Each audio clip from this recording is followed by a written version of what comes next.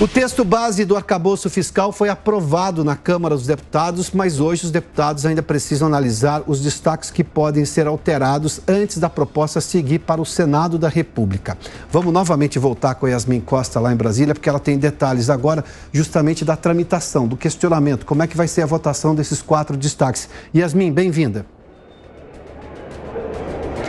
Oi, Piotr, mais uma vez boa tarde para você, para todo mundo que está com a gente. Ontem foi longa essa discussão aqui no plenário da Câmara dos Deputados, terminou ali por volta das 11h30 da noite. O presidente da Câmara, Arthur Lira, confirmou ali que ontem eles votariam somente um destaque, que inclusive foi rejeitado, e hoje eles vão continuar com essa questão envolvendo os destaques, que são ali possibilidades de mudança depois que o texto base do novo arcabouço fiscal, que estabelece aí as regras para gastar o dinheiro do Executivo Federal, já foi aprovada e eles precisam apresentar esses destaques. Os 4 de hoje foram apresentados pelo Partido Liberal. Basicamente, trazendo ali pontos principais, eles trazem ali possibilidades de retirar desse texto do deputado Cláudio Cajado, por exemplo, a questão envolvendo o Fundo Constitucional aqui do DF, porque esse Fundo Constitucional, ele está incluído no teto de gastos. E os parlamentares aqui, a bancada do DF, teve uma série de reuniões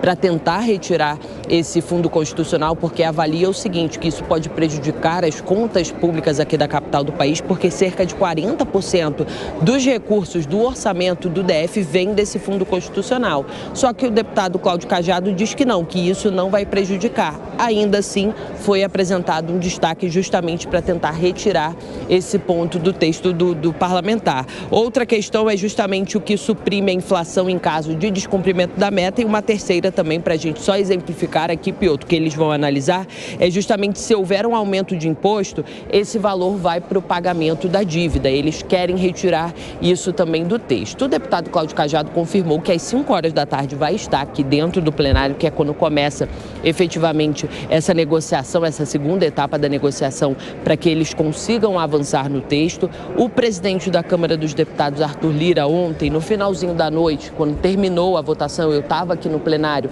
ele falou rapidamente com a imprensa, disse o seguinte, que essa questão ficou claro, que apesar desse placar elástico, envolve muito uma questão de responsabilidade dos parlamentares, porque teve muito parlamentar da oposição votando com o governo e muito parlamentar da base votando contra o governo. Por exemplo, o PSOL entregou menos votos do que o PL. O PL deu mais votos para aprovar esse arcabouço do que o próprio PSOL.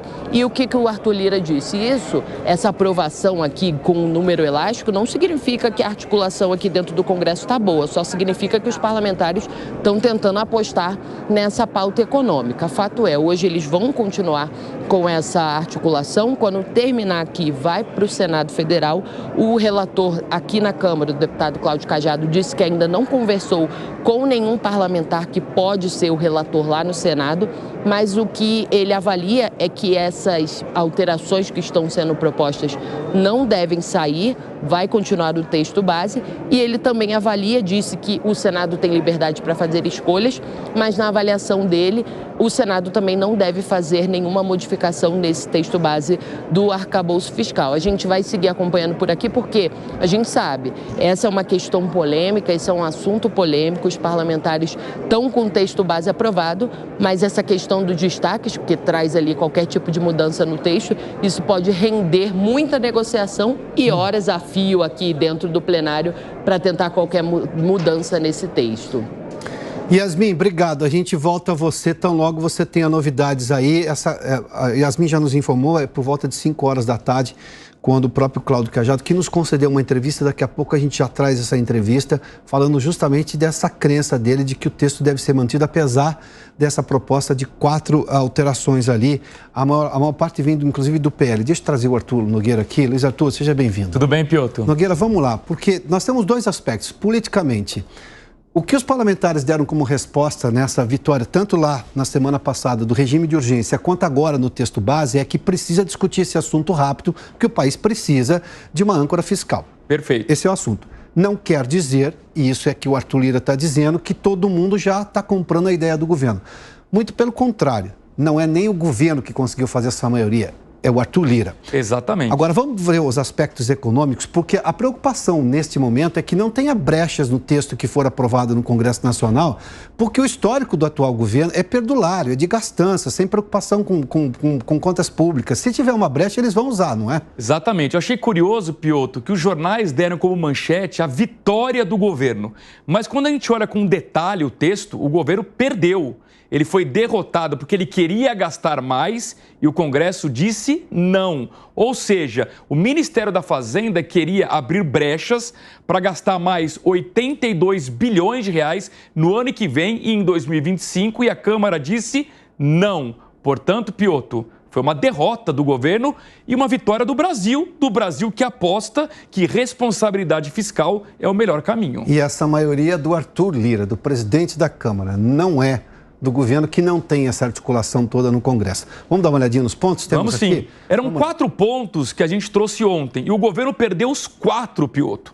Primeiro ponto, o governo queria a garantia de que no ano que vem poderia gastar 2,5% a mais, acima da inflação, independentemente do que acontecesse esse ano com as receitas. A Câmara disse não, vai valer a regra mínimo 0,6%, máximo 2,5%. Por que dar o teto de cara, um cheque em branco? Sim. A Câmara disse não. Segundo ponto, o governo queria excluir o Fundeb do cálculo dos gastos. O Congresso disse não, tem que incluir. Fundeb é gasto, por mais que seja um gasto nobre em educação, tem que colocar na conta. Nogueira, deixa eu só fazer uma observação. Sim. Não é mudando o nome do gasto que ele fica positivo. Gasto é gasto, vai tirar da conta do governo. Exatamente. Por mais nobre que seja, Sim. tem que estar na conta. Claro. Senão vira puxadinho, né? Mesma coisa o piso da enfermagem. Quem não gosta dos enfermeiros, o trabalho que eles fizeram na pandemia, mas você não pode excluir, é gasto. Então, também a Câmara disse não, tem que incluir nas despesas. E, por fim, o Ministério da Fazenda, ciente de que vai ter muita dificuldade para cumprir as metas, por exemplo, a meta do ano que vem, superávit primário 0, ou seja, sem rombo, déficit 0, né? E que ele queria o quê? Uma tolerância maior de 0,5 ponto percentual para mais ou para menos. A Câmara disse não, a tolerância é aquela original de apenas 0,25 ponto percentual para mais ou para menos. Em resumo, Piotr, a Câmara foi rigorosa, de forma correta, e não deixou o governo gastar demais. Agora, o diabo mora nos detalhes. Então, esses destaques precisam ser vistos com lupa e depois toda a tramitação no Senado Federal. Que muito provavelmente vai fazer alteração. Não há essa amizade assim incontestável entre Senado e Câmara que vai fazer alterações e do ponto de vista da lógica ela pode fazer. Sim. Nogueira, você volta daqui a pouquinho. Volto sim. Tá bom, obrigado. Vamos só levar em conta esse aspecto, o aspecto político primeiramente. É Arthur Lira que conseguiu essa maioria. A outra coisa é que é justamente a preocupação de você não ter nenhuma brecha no texto. Porque se houver brecha e você tem um governo que é perdulário, tem a lógica da gastança, você corre o risco de jogar fora toda a lógica de responsabilidade fiscal, que, convenhamos, foi o que recuperou o país depois de todos os problemas que tivemos recentemente. Sobretudo no governo Dilma Rousseff, especificamente. Lá que houve gastança exagerada e levou o país à sua maior recessão em 2015 e 2016. Muito maior do que da pandemia. Mas no caso de Dilma foi só por erros de política econômica doméstica do governo Dilma Rousseff.